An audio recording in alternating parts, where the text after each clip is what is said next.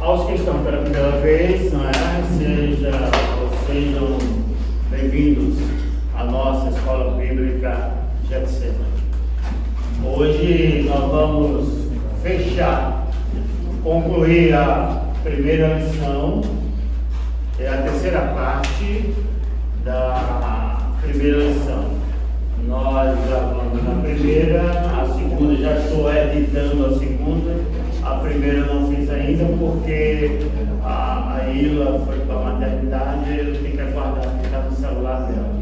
E essa segunda parte eu já vou, essa semana também, juntar com a segunda e fazer uma edição para, posteriormente, aquele que quiser acessar, rever o que foi dito, tem lá já gravado no YouTube. Ok? E outra coisa, gente. Se há dúvida, pergunte, faça pergunta, não sai daqui com dúvida não. Esse material você está aí na revista, só não tem só para visualizar, mas você tem essa divisão normal na sua revista, na sua lição, tá certo? Hoje nós vamos tratar do Cristo humilhado. Nós trabalhamos com Cristo pré-existente. Abordamos o Antigo Testamento, abordamos o Novo Testamento, que ambos falam da pré-existência de Jesus Cristo. E hoje nós vamos trabalhar no segundo tempo, segunda época, ou seja, a humilhação. Humilhação como homem, porque ele não deixou as prerrogativas divinas. Ele continuou sendo Deus. Mas nós vamos entender por que ele se humilhou. Tá certo? Depois nós vamos fechar com a exaltação. Tendo como base, perceba aí que a base principal é o capítulo 2, da Epístola aos Filipenses. Capítulo 2, do versículo 7 ao versículo 8. Ok? Na parte introdutória de Cristo humilhado, veja aí na revista de vocês, nesse parágrafo aí. Quem gostaria de ler esse parágrafo em voz bem alta, bem audível para a gente? Possante. Cristo humilhado. Cristo humilhado. O segundo estado de Jesus Cristo é a humilhação. Refere-se ao estado terminal de existência temporal humana. É o período da encarnação, do ministério terreno de Cristo, indo até a cruz. Entretanto, como muitas lições vão tratar diretamente sobre este período da vida de Cristo, aqui queremos simplesmente olhar para Filipenses 2, do 7 ao 8. E perguntar: por que Cristo se esvaziou e se humilhou? Alguns pensam que foi de atributos divinos, mas não cremos assim. Acreditamos que, dentre outras coisas, o auto-esvaziamento e auto-humilhação de Cristo tem estes aspectos. Ok. Vamos lá, vamos ler Filipenses 2, de 4 a 8. Quem encontrar pode ler, por favor. Filipenses 2, do versículo 4 ao versículo 8.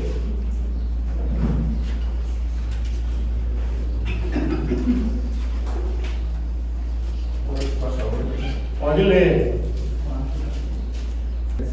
2, 4, até o versículo 8. Não tenha cada um em vista o que é propriamente seu, senão também cada qual o que é dos outros. Ok. O exemplo de Cristo na humilhação. Tende em vós o mesmo sentimento que houve também em Cristo Jesus, pois ele, subsistindo em forma de Deus, não julgou como usurpação por ser igual a Deus. Antes, a si mesmo se esvaziou, assumindo a forma de servo, tornando-se em semelhança de homens e reconhecido em figura humana. A si mesmo se humilhou, tornando-se obediente até a morte. até a morte e morte de cruz. Ou seja, a morte mais dolorosa e vergonhosa, que era a morte de cruz. A morte, a sentença capital de morte de cruz, não era dada no período de Cristo a nenhum romano. Nenhum cidadão romano era sentenciado à morte de cruz, porque isso era inconcebível para uma nação poderosa, alguém morrer de morte de cruz. E para os judeus era vergonha, porque estava lá no Antigo Testamento, ou está no Antigo Testamento, maldito aquele que, o quê? Pendurado no madeiro, maldito. Então percebam que Cristo, na forma de Deus, prerrogativa divina, aqui no período da humilhação, ele deixa todas as prerrogativas divinas, ele se humilha, há uma encarnação. Veja só, como foi a encarnação? Leiam aí João 1,14. Se fez carne e habitou entre nós, cheio de graça e de verdade. E vimos a sua glória como unigênito do Pai.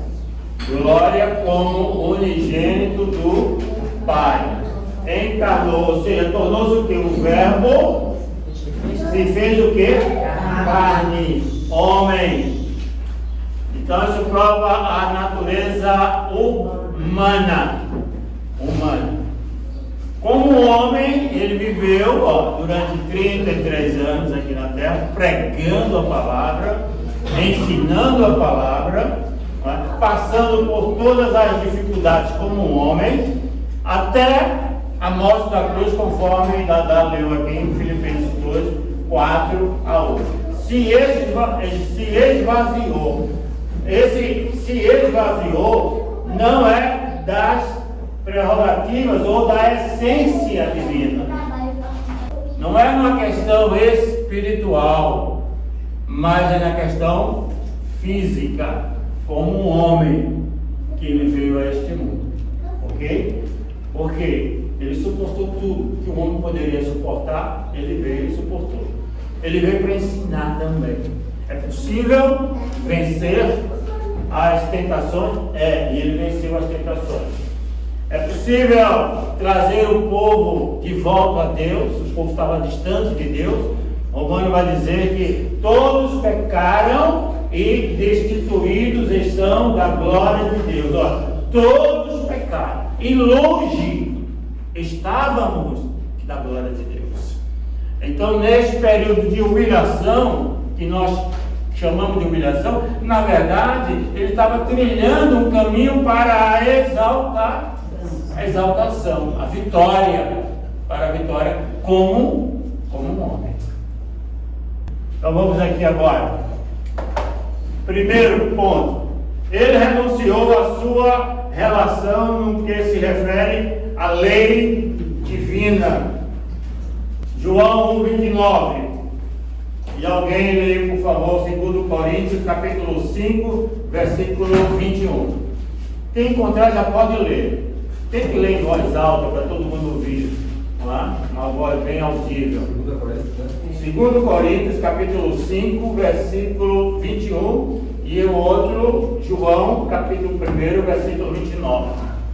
João Batista aponta para Jesus como o Cordeiro de Deus que tira o pecado do mundo. João Batista, quem era João Batista? O precursor de Jesus. João Batista veio para trilhar o caminho, anunciar a vinda de quem? A vinda de Jesus, como precursor. Por que João Batista veio? Porque existe uma visão teológica do silêncio de Deus. Silêncio de Deus não é que Deus ficou inoperante, ele não está fazendo nada durante 4 séculos. Esse silêncio de Deus significa dizer que durante esses 4 séculos, antes de João Batista, Deus não usou nenhum outro profeta para anunciar a vinda de Jesus. Aí veio quem? João Batista, iniciando. O reino de Deus está próximo. O reino de Deus está próximo. Então João Batista. Eis o que? O Cordeiro de Deus. Foi isso? Que tira. Olha, apontando para quem? Jesus. O Cordeiro. Sacrifício vicário de Jesus na cruz. 2 Coríntios 5, 21. Aquele que não conheceu o pecado, ele o fez pecado por nós, para que nele fôssemos feitos justiça de Deus. Aquele que não conheceu, Pecado. ou seja, aquele que não pecou, se fez o quê? Pecado por nós. Cuidado para não dizer que ele se fez pecador por nós. Porque às vezes a gente pode trocar. Ele se fez pecador. Não.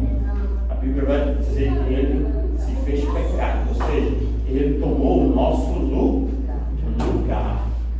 Ele carregou a nossa culpabilidade. Tá certo? Cuidado para não trocar isso aí. Então ele se fez pecado por nós. Ou seja, ele era o Cordeiro de Deus. No Antigo Testamento, para fazer a expiação, não era necessário matar um cordeiro? Deus já ensinando no Antigo Testamento o que ia acontecer no Novo. Era na velha aliança. Na nova aliança, o Cordeiro Pascual, Jesus. A segunda aliança e a última aliança. Sacrifício vicário. Não é repetitivo. Porque ele é a nossa aliança eterna. Alguma dúvida? Se tiver, pergunte, diga, estou com dúvida, eu volto. Entendeu? Aqui a gente não tem pressa não para tirar notas boas, não, né? Só tirar 10 não. O importante é que o aluno saia daqui sabendo. Tá certo? Então, o primeiro ponto, nós já discutimos agora, primeiro ponto. Vamos para o segundo. Ele o quê? Renunciou às suas riquezas. Nós vamos encontrar exatamente. Jesus estava sempre pedindo algo emprestado. Ele não tinha nada, ele não tinha posse de nada. Ele tinha os pais, sua casa dos pais. Mas ele saiu para a pregação. Ele não tinha uma localização, um abrigo certo. Tudo era emprestado. Ele queria pregar num barco, o barco não era dele. Tudo rico, tudo emprestado. Fazia questão de nada de coisas materiais. A ceia do Senhor, ele fez aqui. Fez na casa dele ou na casa de alguém? Ele fez na casa de uma outra pessoa. Ele não tinha casa.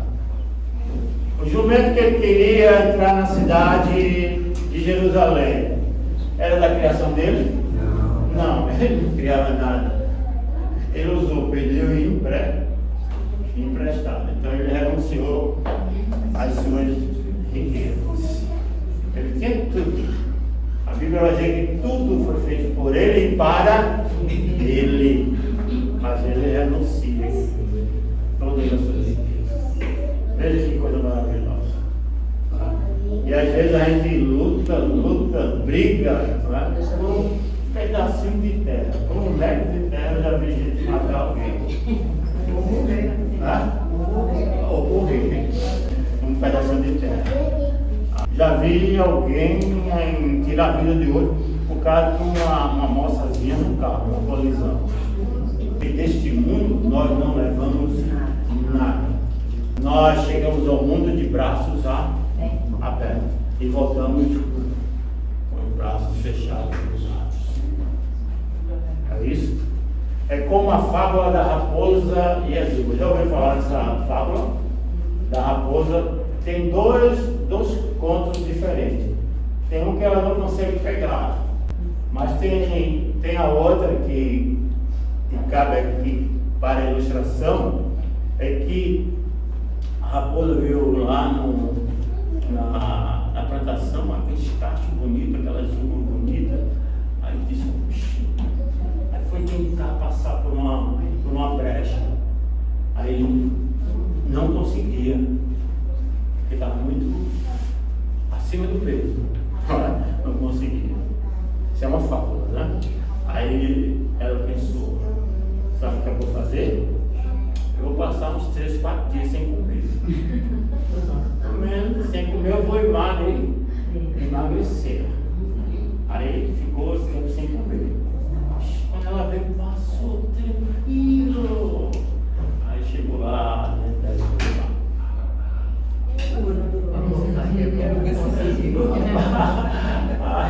Vou voltar pro meu lugar. Quando você voltou pro meu lugar, não vou passar. Aí tinha que fazer dieta. A lição moral é que você volta para o Senhor da mesma forma como você veio. Você não leva nada dessa vida. E Jesus fez assim. Jesus tinha tudo foi feito para ele, mas ele renunciou a todas as riquezas.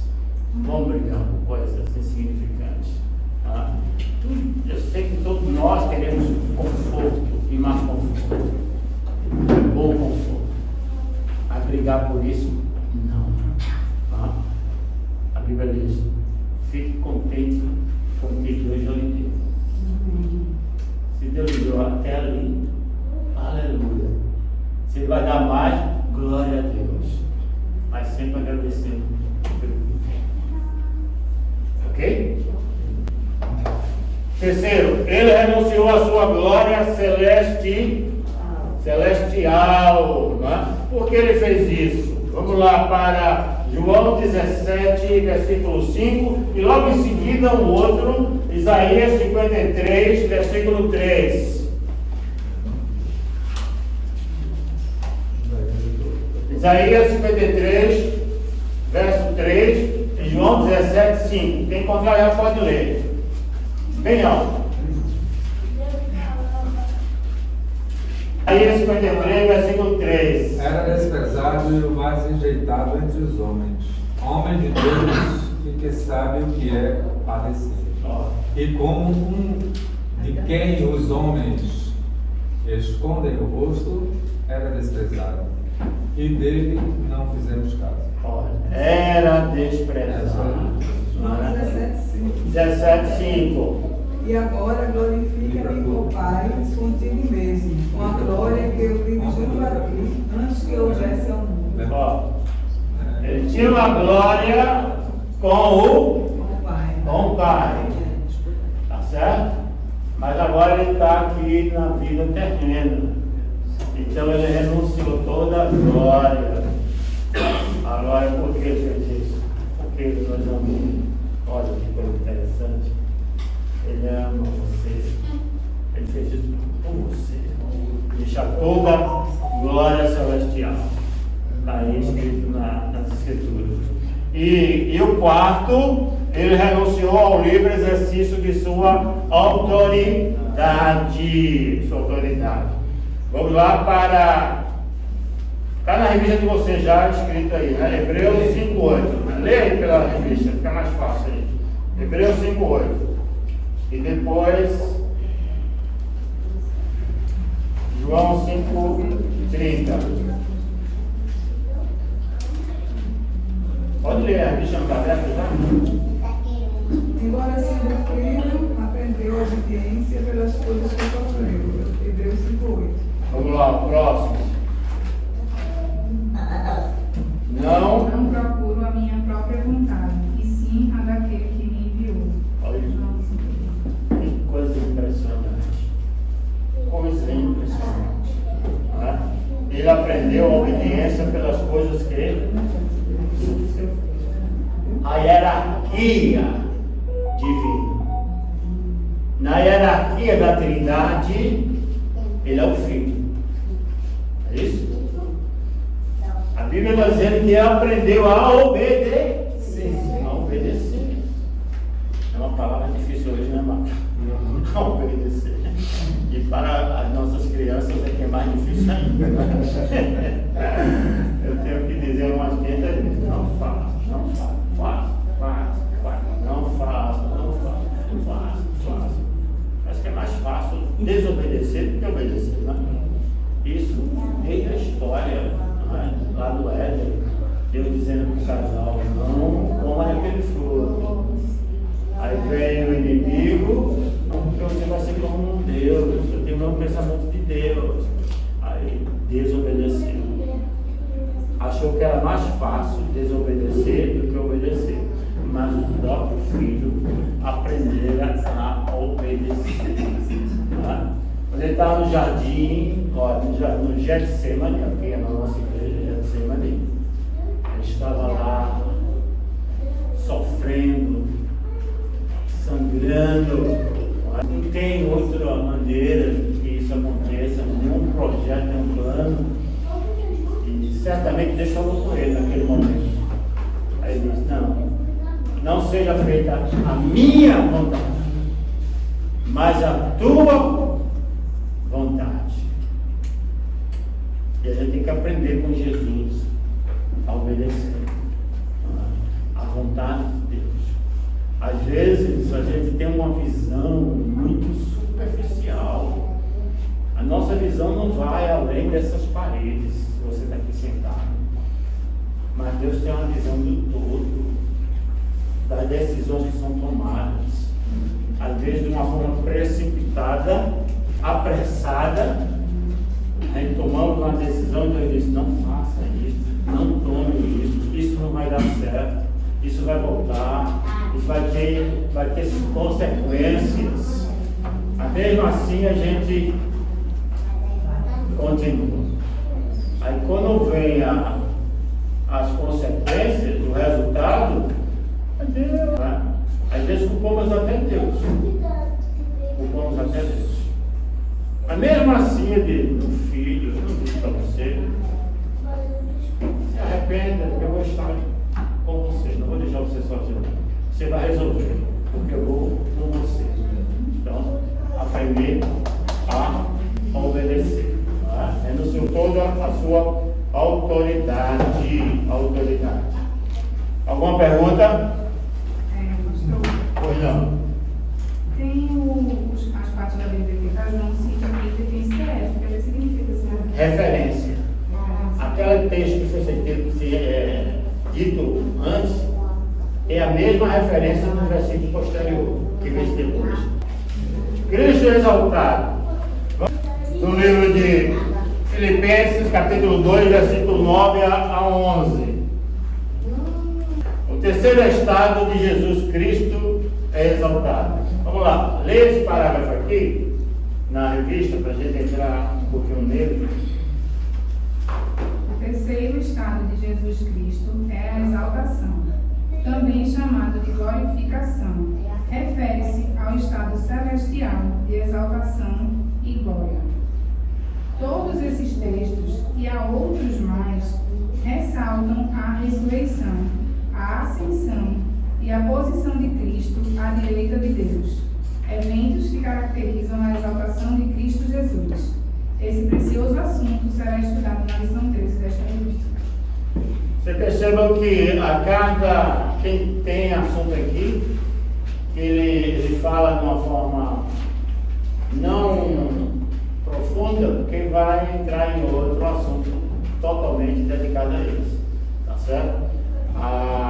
Mas o próprio texto que nós lemos, o texto que eu citei para vocês, Filipenses 2, de 9 a 11, leia aí na Bíblia, 9 até o 11. O próprio texto vai também nos dar essa ideia da glorificação de Jesus.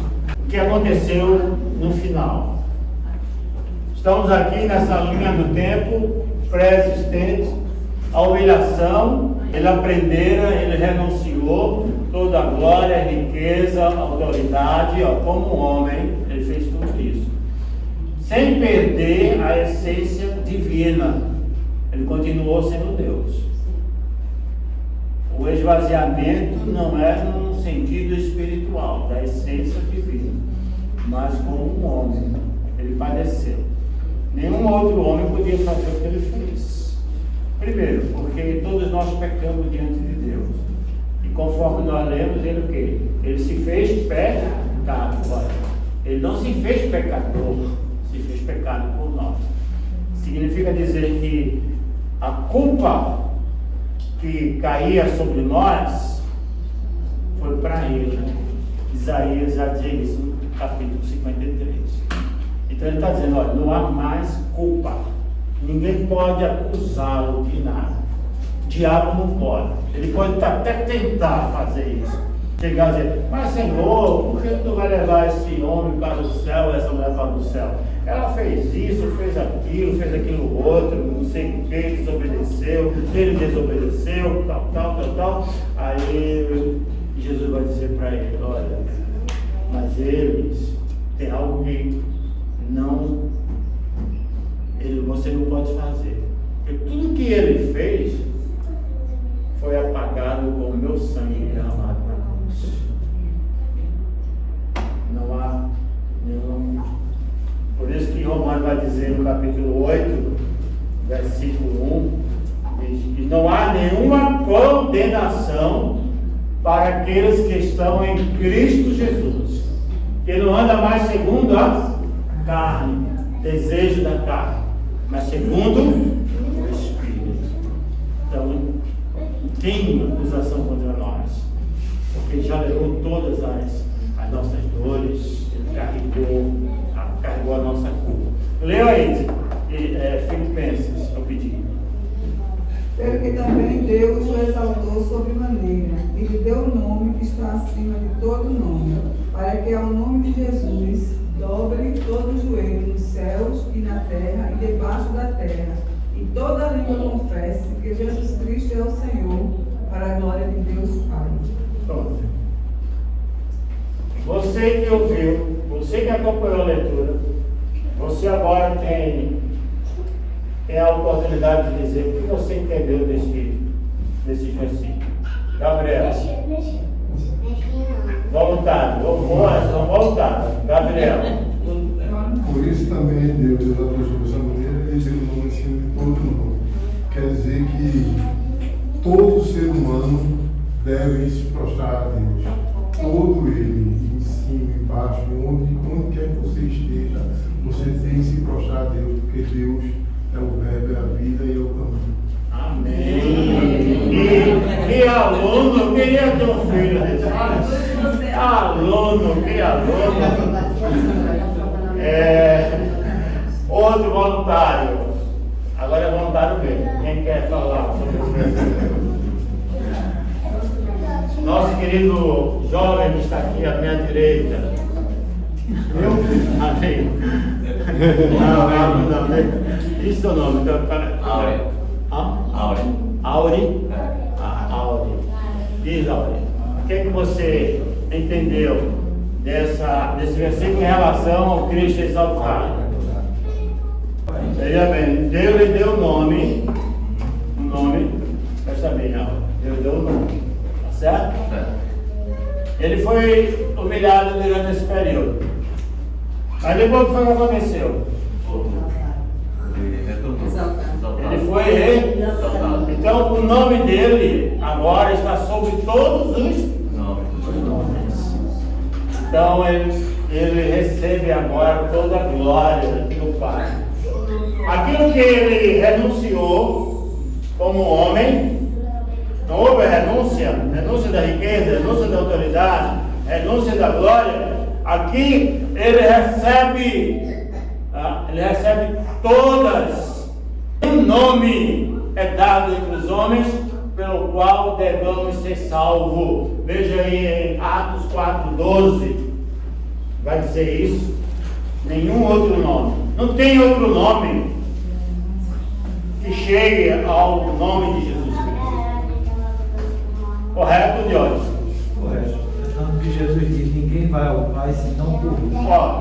Para ir ao Pai tem que passar por mim. E Deus exaltou o nome dele acima de todos na terra, para que todos reconhecessem que para ir a Deus tem que passar por Jesus. Esse nome é Jesus. Jesus. Ninguém vem. Quer dizer que certo?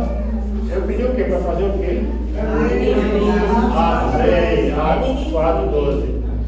Nós alcançamos nenhum. Por interesse do céu, não há nenhum outro nome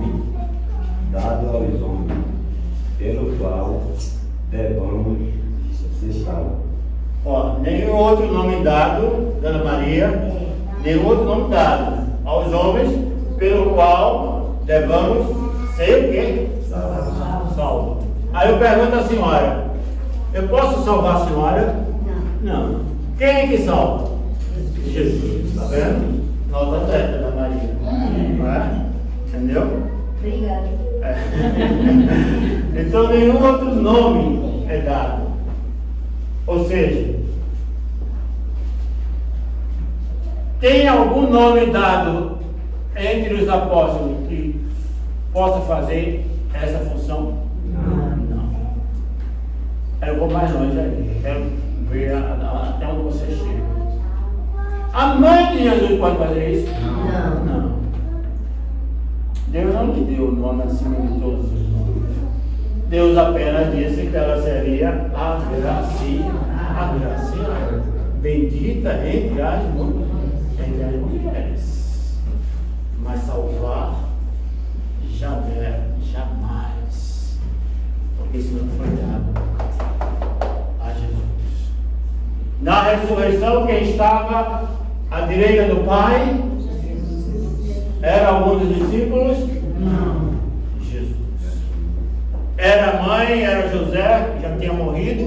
Não. Jesus. Então o nome está sobre o nome. Todo o nome. Está acima de tudo. É Jesus Cristo. Tem uma em inglês. É assim.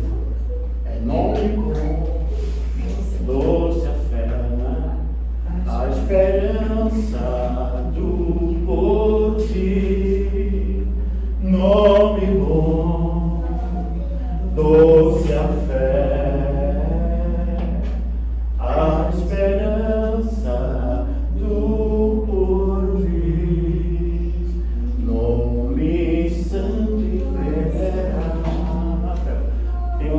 É linda esse hino, né?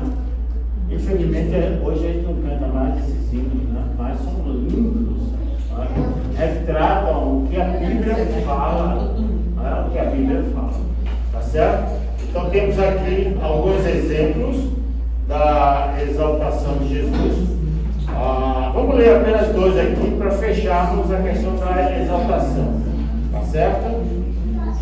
Vamos lá para Mateus 19, 28. Abra aí Mateus 19, 28.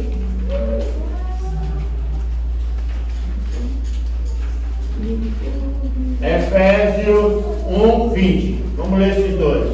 Mateus 19, 28.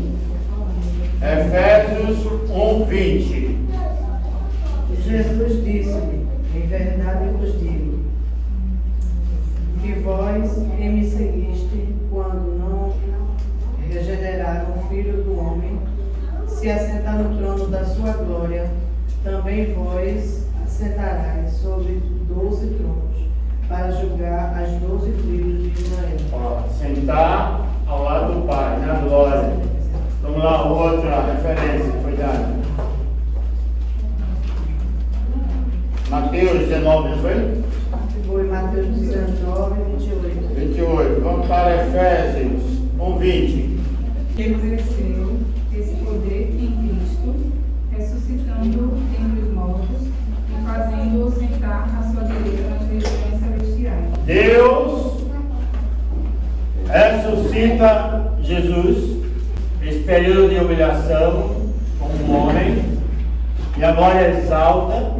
Ele dá um nome que está sobre todo o nome, e agora está assentado no trono. Ele é a expressão do ser. Quer ver isso? Leia aí, por favor, Hebreus, capítulo 1, versículo 1 e 2. Havendo Deus antigamente falado muitas vezes e de muitas maneiras aos pais pelos profetas, e nos falou nestes últimos dias pelo Filho. Pelo Filho. Tem mais 2. A quem constituiu herdeiro de tudo, porque fez também o mundo. 3.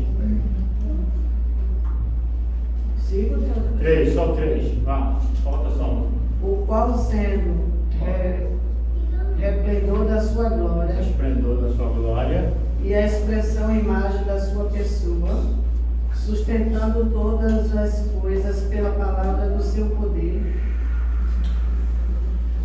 não havendo feito por si mesmo purificação dos nossos pecados, assentou-se à destra da majestade nas nas alturas. alturas. O resplendor, brilho, ele é a expressão do ser. Aí está se referindo a Deus. Por isso que em João, quando ele diz para Filipe, quem vê a mim, verá ao Pai. Quer conhecer Deus? Conheça Jesus na cristologia, o que nós estamos fazendo aqui. Vamos ter um conhecimento melhor de Deus, conhecendo o Filho. Como é que nós estamos na igreja e não temos o conhecimento da vida de Jesus Cristo? Esse Efésios 1:20, ele diz que o versículo se manifesta o poder de Deus em Cristo. Ó, de Deus em Cristo. Ressuscitando os mortos e fazendo-o sentar à direita num lugar celestial. Este ato demonstra a supremacia de Cristo sobre todos os principados, poderes, potestades e domínios, e sobre todo o nome que se possa manifestar sobre o presente e o passado. Em resumo, Efésio destaca a posição de honra e autoridade de Cristo no reino de Deus. A primazia, ele tem a primazia. Paulo vai dizer também em Colossenses que a totalidade de Jesus, olha, a totalidade de Deus está em Cristo. Ou seja, a plenitude, ele tem toda a plenitude de Deus. Então, a dúvida desses três estados de Jesus, de pré-existente, humilhação e exaltação, gente, a dúvida? Não. Pode perguntar, gente. Uma aula a respeito da tipologia. Tipologia. O que é tipologia? Ó, é o estudo do tipo, já está dizendo, formado por duas palavras, né? Tipologia. Tipologia é uma teologia usada pelo judaísmo no Antigo Testamento. Por exemplo, José foi rei do Egito, não foi? Governador do Egito. José passou por um momento difícil na vida, foi entregue pelos irmãos. Ele foi preso, tá certo? Passou por todo tipo de sofrimento. Se a gente colocar no Novo Testamento, José não é Jesus, mas tem um tipo, representa o sofrimento de Jesus. Então isso é tipologia. Ok? Então, para você dar como exemplo, o batismo de Jesus, a pomba. A pomba já é uma metáfora usada. Né? Veja só, quando diz que o Espírito Santo veio em forma de pomba, ele não está dizendo que o Espírito Santo é pomba. É uma linguagem que nós chamamos metafórica, certo? É uma metáfora.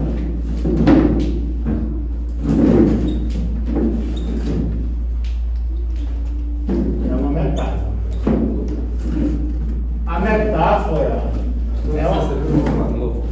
a metáfora é uma palavra que nós usamos, uma outra palavra em cima de outra, para dar um resultado. Por exemplo, manga. Olha, qual o significado de manga? Manga de camisa, manga de fruta e manga nome próprio.